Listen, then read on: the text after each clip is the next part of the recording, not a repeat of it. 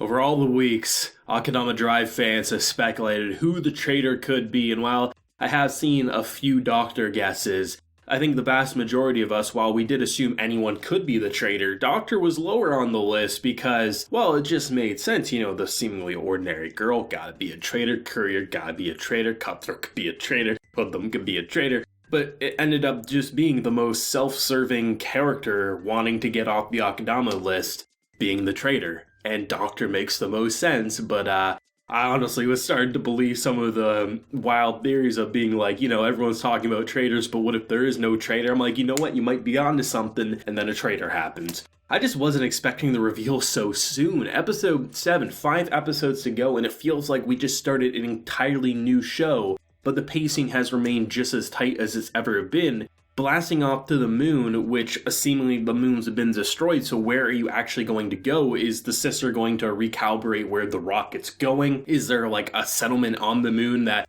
maybe they can survive? It's really uncertain, but this was an episode that revealed a hell of a lot. The propaganda machine is still running full course, saying, hey, you know, there's some stuff underground, but definitely don't look underground because we're literally a corrupt organization, a corrupt country that manipulates youth at such a young age that they blindly trust in a system that is completely corrupt and destroyed everything around them. This show is remarkable. Hoodlum, I mean, we got a little bit of Hoodlum in this episode, but I gotta say, his emotional development is my current favorite thing in this show, and Hoodlum was one of the most basic and cliche characters that this show started off with. Him and Hacker were the most normal and copy and paste we've seen. Hoodlum's development, though, and how he has that one little brief moment where he's so like enthralled by something and he's trying to get his bro, and you just see how crushed he is in sorrow. I felt so bad for that guy. A character who definitely has a persona that he plays up, this jokester, this scammer who makes it look like he's the biggest and most badass person ever, who caught an executioner off guard, was able to stab her in the eye and got the hell out of Dodge before she could do anything to retaliate. He uses that to his advantage to say, see, I'm the biggest and the best, but when actually asked about Brawler,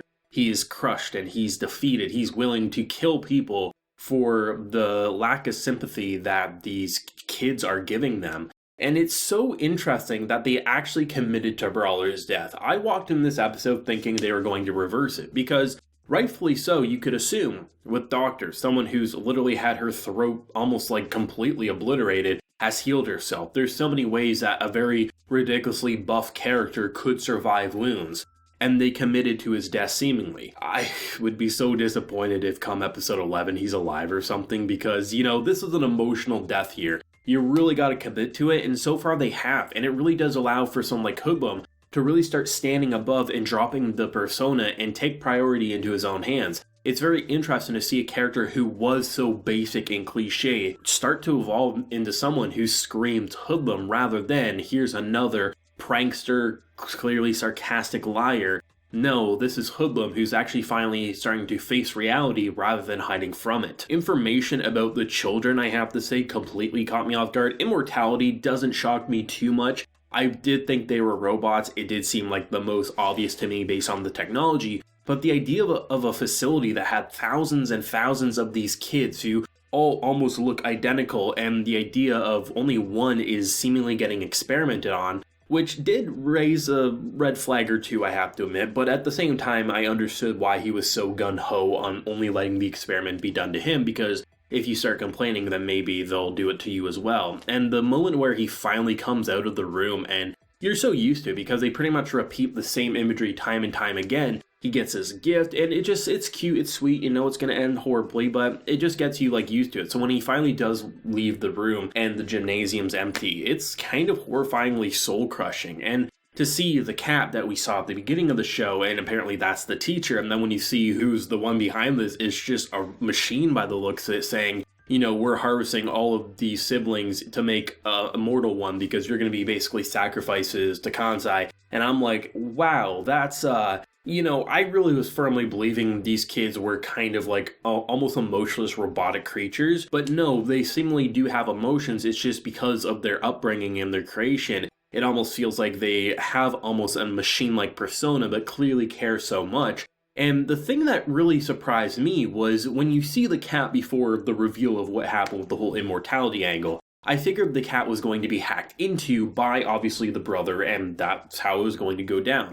When the cat reveals that, they should have given AI compassion, I was like, oh, that's an interesting angle that I really enjoy. It's nothing extraordinary, it's not going to be the aspect that people write home about the most in this episode, but I like the idea of there being something in this horrible situation that decided to go against the system and give these two siblings a fighting chance, and then he ends up controlling the body after it was seemingly destroyed. It's so interesting to see how over 7 episodes we got this really compelling narrative that feels conclusive in a certain sense, and almost feels like we started a season 2. And not many one-cores can do that. An original one-core that feels like it has so much structuring that it feels like we're almost getting 2 cores without it feeling rushed in 12 episodes. And I really like that backstory to explain what happened and really put into perspective the immortality angle. So when you see a sniper shot to the head through a little scalpel, you know she's going to be okay, but you also feel so horrifyingly just pissed off about what Doctor did. Doctor's reveal is probably my favorite part of the show right now. It was so sudden and unexpected. Just the idea of the blood, it was the perfect opportunity for a traitor. It was the perfect opportunity to ruin everything. We're only at episode 7, there's no way this can work, but for whatever reason my guard was let down, and I figured what was going to happen was we'd have Swindler go with them or something. Somehow the executioners would come in. There would be something, but I wasn't expecting a traitor reveal, but it was the perfect opportunity to do so. Doctor is without a doubt the most selfish character we've seen out of anyone in this group. Even more than Cutthroat. Cutthroat, you can argue, is a psychopath, and rightfully so, but you can tell he has compassion towards Swindler. I mean, even after everything Swindler's done to him, he's still protecting her with his life. Doctor, on the other hand, even though she's healed and done things, every bit of her dialogue, even though it's been so obvious thinking about it, it always felt to me like she was really a part of the team and was trying to indicate that Courier was the traitor, when really she was just the most self-serving bitch in the show.